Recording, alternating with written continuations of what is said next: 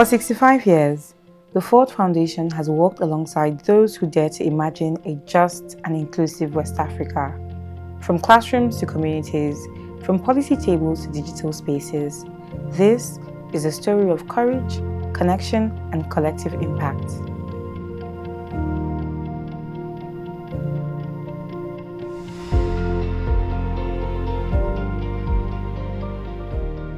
For us, social justice means equal access to economic, political, social rights, and opportunities, regardless of where you come from, regardless of your ethnicity, your religion, your social status. And so for us, as a women's human rights organization, it means access for women to opportunities, to education, to protection, to dignity, to voice.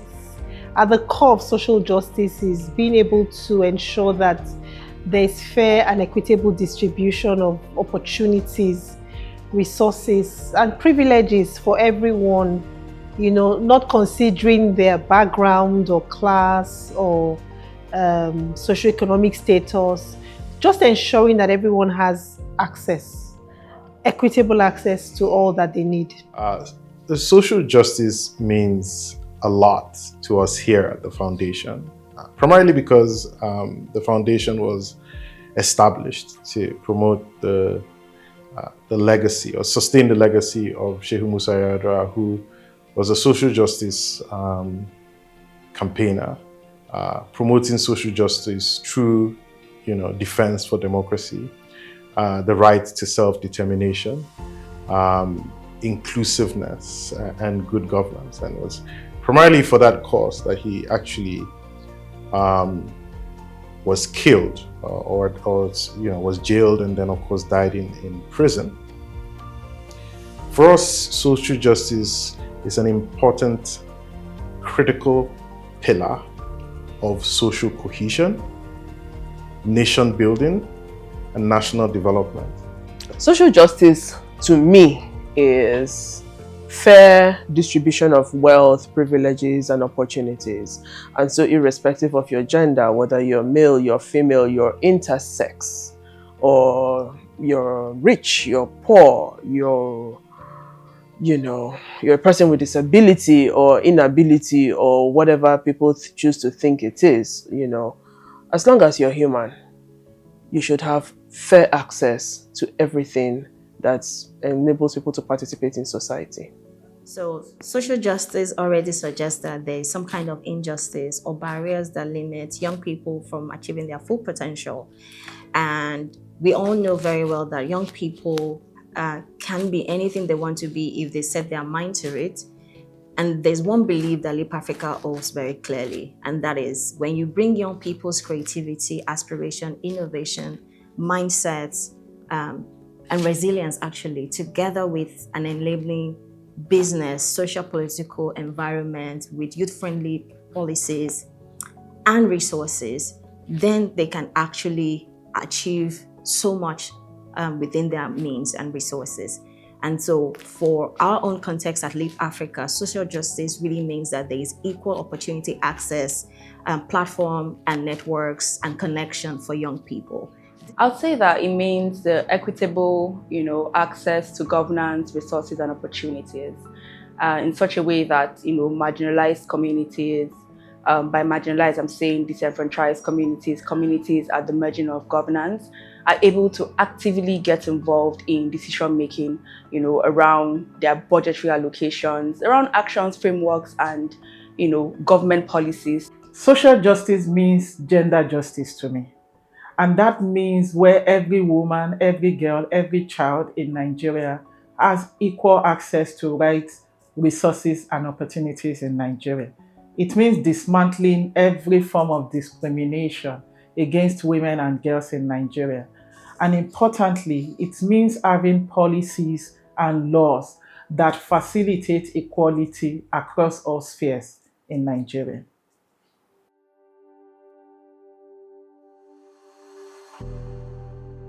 It helped us to establish Baobab as a leading voice, a leading feminist voice on women's human rights in Nigeria.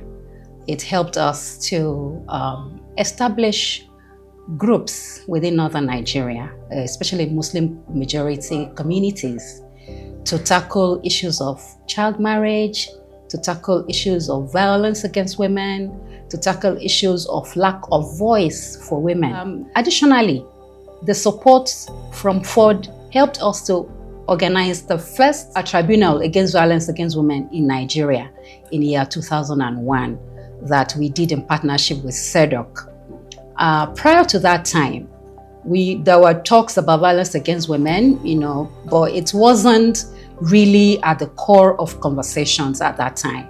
So the tribunal helped to beam the light on the issue. So Ford Foundation's grant to our organization has been transformational in many ways. We had, as part of our work, considered gender equity at the core. But I think that grant was one of our very first focused gender grants, and it was really around just looking at the role that religious and traditional leaders play in GBV policy processes and working through that to see how to not just catalyze change at community level, but then also looking at what the big picture around mobilizing collective action and working with traditional rulers would mean for shifting norms and just advancing GBV prevention and increasing protection of vulnerable groups at the level of communities. I think for us it's going to be in climate justice, and this is primarily because we've been able to first of all highlight the role of traditional leaders in the process of leading community-based climate resilience. The work with different traditional leaders in the Niger Delta has highlighted this critical role and promoted this critical institution within the community. So one important thing that Ford has helped us achieve is amplify the agency of the voice of survivors of sexual and gender-based violence. So now we're able to tell the stories about how harmful normative practices affect us as human beings and engage leaders of faith and culture to leverage their influence to prevent these acts of sexual and gender-based violence, and it's super strong.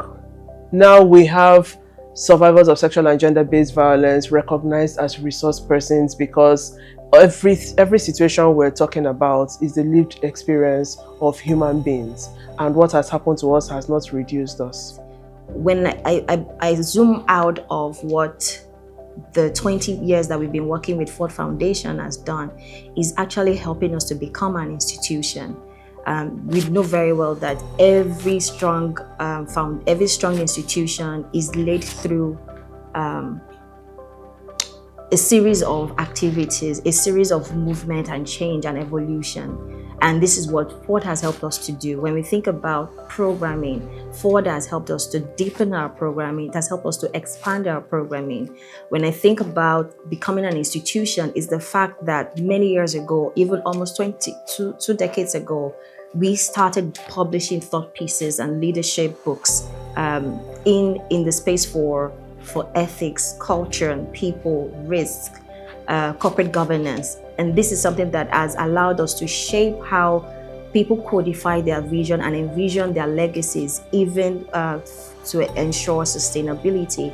When I also think about that one thing, I think of the fact that Ford Foundation has allowed us to become very robust and holistic by giving us the means and the flexibility to operationally expand ourselves and become the institution that we have become today. And I say that with all humility. And so very grateful to Ford Foundation for the diverse ways in which they have been very, very responsive in co-creating and co-shaping ways and manner in which our interventions have evolved to where we are today. A major takeout from our Ford Foundation project implemented by Connected Development was that we empower over 10 oil-producing communities in rivers to be able to, hold their government to account. One of our major wins was that in the, community development committees, we saw that women were now brought to the front burner of decision making. Before our project, women were usually delegated to the back seat. They were unable to make decisions on issues that concern them. But as a result of our empowerment on the project, we saw women taking the lead and, spurring decision across the community development trust committees. One win that Ford Foundation has helped our organization to achieve, which we are most grateful for, is help us to solidify our work in ensuring that in Nigeria we have gender data and data that represents social inequality in Nigeria across different spheres, but especially on gender-based violence prevention and response, that we have it, but we don't just have it one-off, we have it consistently. Year on year, we produce the Womanity Index that assesses the performance of subnational governments in preventing and responding to gender-based violence. So what that means is that we that were working to dismantling all form of discrimination against women and girls, we have data that shows the state of laws and policies, access to legal justice, support services, information and awareness, and even budget and spending. So that's one thing that Ford has done, and not just for us, by extension, Ford has now equipped every social justice crusader in Nigeria to have the data that they need to do the work of impact that they do.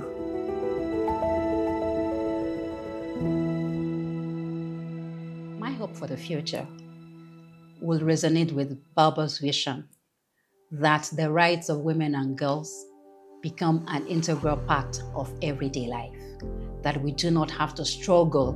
We no longer have to say it is a given.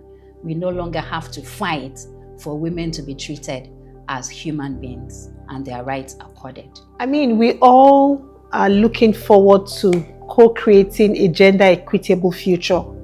A future where no one has to be afraid of being sexually assaulted, and no one has to be afraid of getting into a situation where, for every woman, for example, you're not afraid of going out, or being married off early, having access to education and opportunities that you need. But when I look at the next generation, I look at individuals, I look at moments of reckoning that we've had across time in Nigeria, for instance, it signals hope.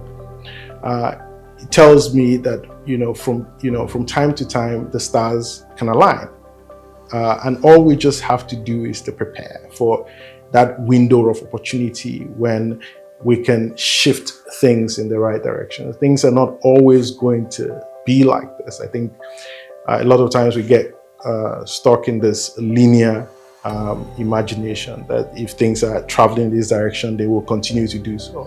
But life is not typically like that. So I am very encouraged by the investment that people are making, even in these dark times, to continue to work. People wake up every morning and continue to swim against the tide. And I think that investment, all of that effort that's been put in, would eventually pay off. Happy 65th anniversary, Ford Foundation. You are amazing. Happy anniversary, Ford Foundation. Happy 65 years and looking forward to 65 more. I'd like to say, happy 65th anniversary, Ford Foundation. It's been a pleasure working with you, and we're looking forward to working with you for the next 65 years. Hey! Happy 65th anniversary, Ford Foundation. Thank you for being you. Happiest 65th anniversary, Ford Foundation. Thank you. Happy 65th anniversary, Ford Foundation. Keep making waves, and thank you for the impact you've caused at Connected Development. Happy 65th anniversary, Ford Foundation. Thank you for the work of impact that you do in Nigeria, in West Africa, and across the world. Justice is not a destination, it's in our journey, and the way we choose to walk with accountability and the belief that progress is built when we dare to imagine a fairer future for all.